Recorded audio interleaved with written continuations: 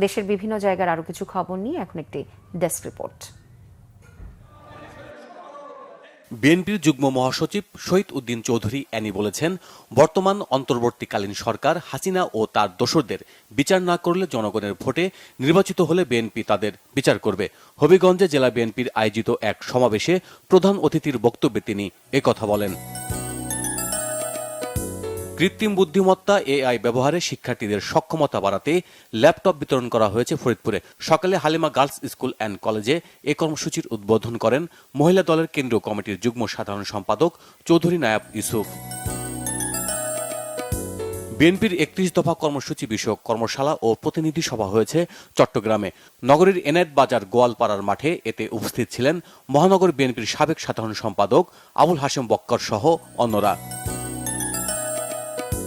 সামুদ্রিক অর্থনীতির উন্নয়ন ও জলবায়ু ন্যায় বিচার শীর্ষক কর্মশালা হয়েছে কক্সবাজারে।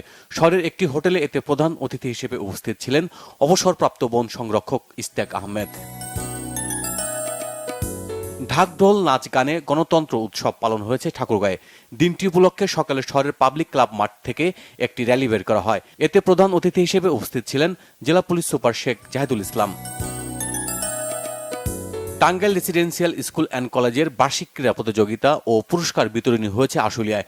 সকালে বসুন্ধরা এলাকার একটি মাঠে এর উদ্বোধন করেন প্রতিষ্ঠাতা অধ্যক্ষ মোহাম্মদ আব্দুল লতিফ ও মোহাম্মদ মাসুদ রানা। মহান স্বাধীনতা দিবসকে সামনে রেখে যান চলাচল স্বাভাবিক রাখতে সাভারের বিভিন্ন সড়কে উচ্ছেদ অভিযান পরিচালনা করেছে উপজেলা প্রশাসন। সকালে অভিযানটি পরিচালনা করেন নির্বাহী ম্যাজিস্ট্রেট জহিরুল ইসলাম। শিল্পকলা একাডেমির বহুভাষিক উৎসব কর্মসূচির অংশ হিসেবে গীতি আলেখ্য অনুষ্ঠান হয়েছে বগুড়ায়। জেলা কালচারাল অফিসার মাহমুদুল হাসানের পরিচালনায় এতে উপস্থিত ছিলেন সাংস্কৃতিক ব্যক্তিত্ব ও শিশু সংগঠক সহ অভিভাবকরা। আন্তর্জাতিক মাতৃভাষা দিবস উপলক্ষে বইমেলা ও পিঠা উৎসব হয়েছে গাইবান্ধায়। সরকারি কলেজ মাঠে এতে উপস্থিত ছিলেন প্রতিষ্ঠানটির অধ্যক্ষ মোহাম্মদ খলিলুর রহমান সহ অন্যরা।